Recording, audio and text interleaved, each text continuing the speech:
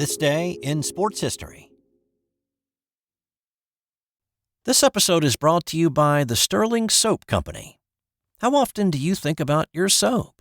Well, if you answered, not much, maybe you should.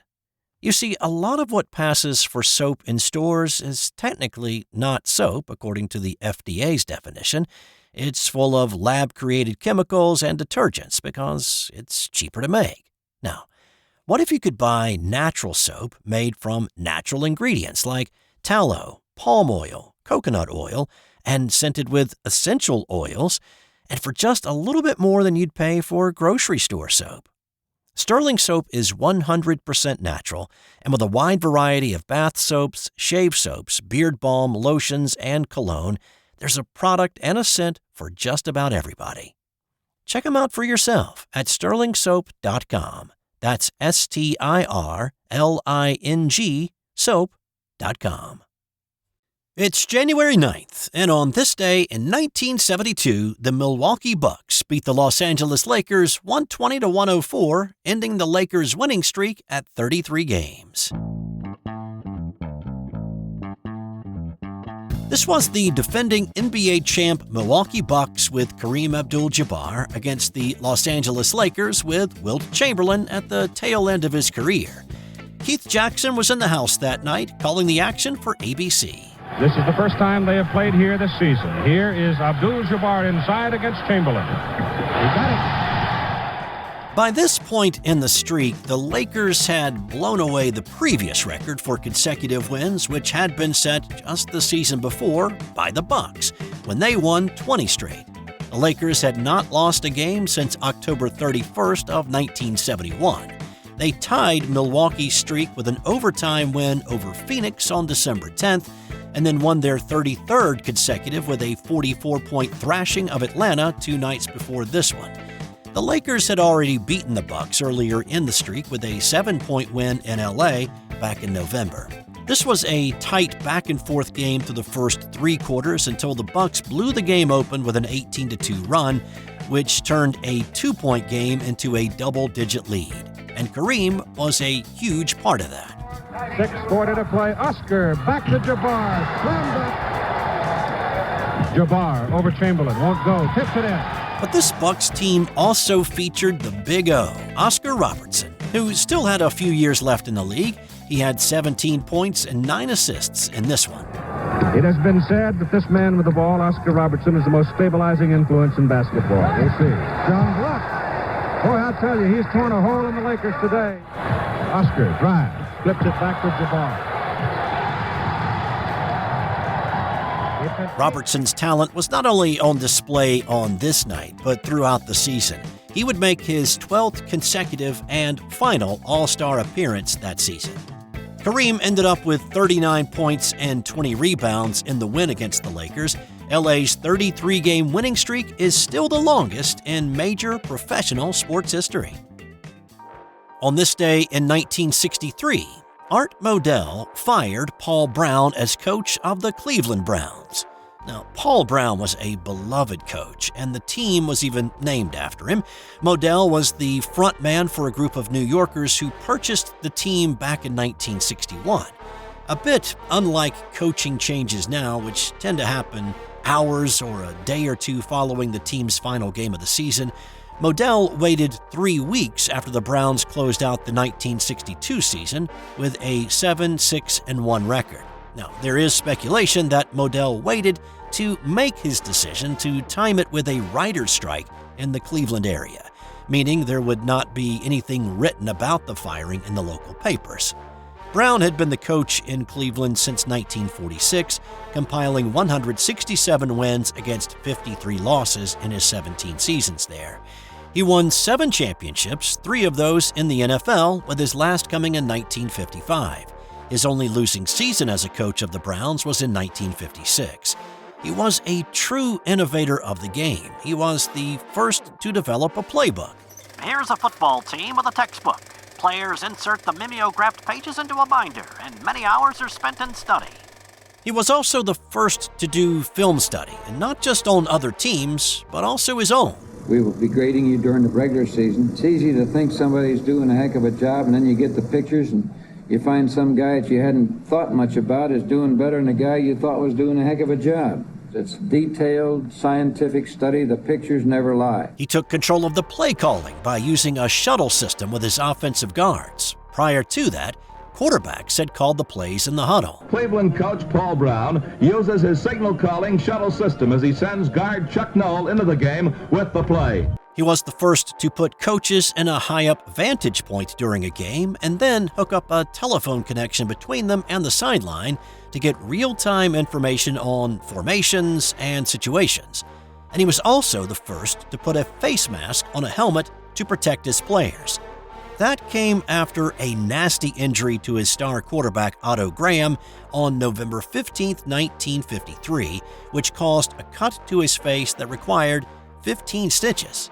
Graham became the first player to play with a face mask in pro football. Paul Brown came up with a great big plastic thing about 2 inches high, a half-inch thick. I couldn't breathe properly to bounce back, and I couldn't see. I said to the Riddell person that handled our account, make me a thing no bigger than the size of my little finger. At the time of the firing, Brown was 54 years old, truly a living legend, and he was loved by most everybody in Northeast Ohio. And his departure caused a seismic shift in the NFL. Brown said a rift developed between him and Modell, and was quoted as saying Modell wanted to take a more active part in the actual team aspects, formerly assigned to me as part of my contract. Well, that rift apparently started just after Modell bought the club, when Brown traded 2 players to bring in the current Heisman Trophy winner, running back Ernie Davis, without consulting Modell. Modell tried to regain control of the situation by negotiating Davis's contract without input from Brown, and then apparently overpaid him and then put pressure on the coach by guaranteeing a championship. Now, in the aftermath of his firing in 1963, Brown spearheaded the formation of the Cincinnati Bengals, who started playing in 1968 and then joined the NFL in 1970 after the merger with the AFL. With the Bengals, Brown coached 8 seasons and he won a little less than half his games there. Paul's son Mike said years later that getting the Bengals up and running was his dad's redemption. It was very glorious in the old days when we played Modell's Browns, and when we won, we rejoiced in that.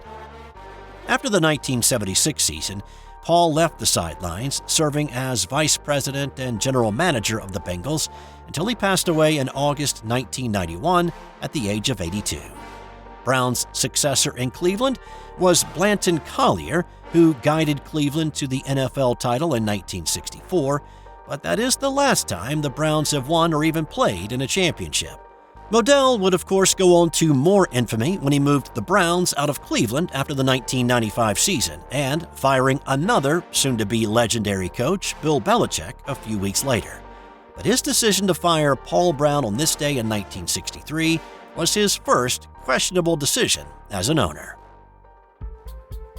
And in 2005, Minnesota Vikings receiver Randy Moss had a rather memorable touchdown celebration at Lambeau Field against Green Bay.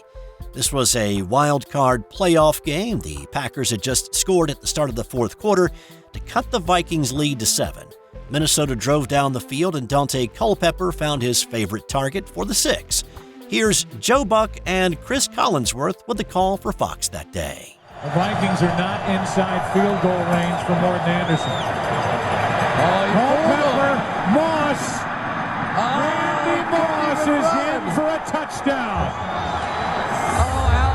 Playing off, bit up on the route, and Randy Moss, without even really being able to run, as he shoots the moon to the fans. Now, what most people remember, at least if you were watching the Fox broadcast, was Buck's over-the-top reaction to Moss's fake moon. That is a disgusting act by Randy Moss, and it's unfortunate that we had that on our air live. That is disgusting by Randy Moss. Moss later defended the celebration by saying, well, that's how Packers fans would greet them when they arrived at the stadium and then send them off to the airport after a win. And time now for today's That's Got Nothing to Do with Sports fun fact. Comedian Rodney Dangerfield got his famous line, "I don't get no respect," from a table of mobsters between sets he was doing at a comedy club. The mob guys were complaining about their job and how they didn't get any respect from the higher-ups. Well, Dangerfield used that line in his next set, and he got the biggest laugh of the night, and he used it from that point forward.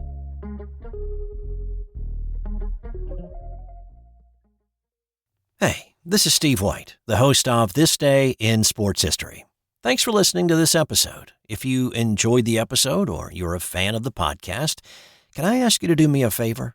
I made the shortlist for the best sports talk podcast in 2024, and I can use all the help that I can get. I put a link in the show notes that will take you to the page, and if you have a moment, click that link and cast your vote for my podcast. I would certainly appreciate it. Thanks to all of those who have voted, and again, thanks for listening. Have a great day. I'll talk to you tomorrow.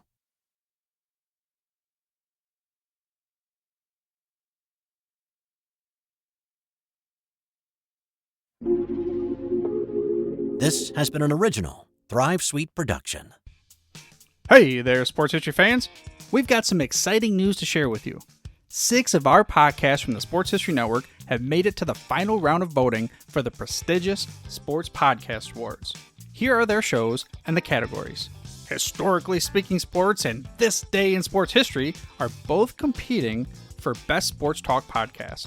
No Nonsense Old School Weightlifting History is in the running for Best Fitness, Health, and Wellbeing Podcast. When Football Was Football is up for Best Sports Documentary Podcast. Wrestling with Heels On has entered the ring for Best Wrestling Podcast. And Shoulder Roll Virtual Boxing is fighting for the title for Best Combat Sports Podcast. Now, of course, we need your help to take home the championship for each of these awesome shows. All you gotta do is head over to sportshistorynetwork.com/vote and cast your vote for your favorite shows, or better yet, all 6 of them. Again, every vote counts, and we gotta show the world how much sports history really matters. So thank you for your support and making Sports History Network the headquarters for sports yesteryear. But again, don't wait. You gotta go vote now. That's over at sportshistorynetwork.com/vote.